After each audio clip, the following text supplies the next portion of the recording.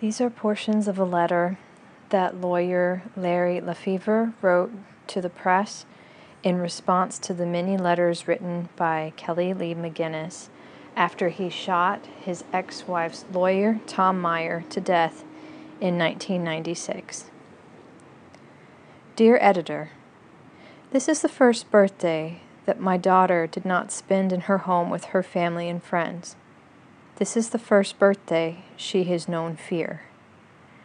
I learned that my former client, Kelly McGinnis, who is accused of murdering Tom Meyer, his former wife's attorney, had supporters.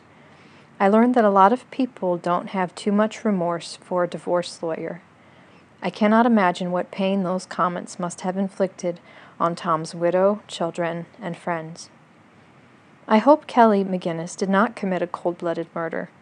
I hope Kelly McGinnis did not come to my office on September 26 to kill me, but I'm certain he did. I am proud that I am an attorney.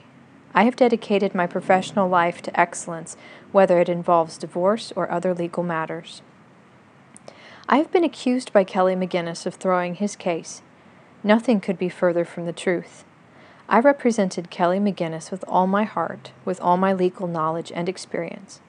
I did not create the facts. I did not pass the laws concerning divorce cases. After meeting with Mr. McGinnis, I returned to my family with sadness that what appeared to be a harmonious family was likely to be broken by divorce. The notion that Mr. McGinnis lost everything is nonsense. Mr. McGinnis did not lose everything unless and until he pulled the trigger. The system may not be perfect, but it is not corrupt.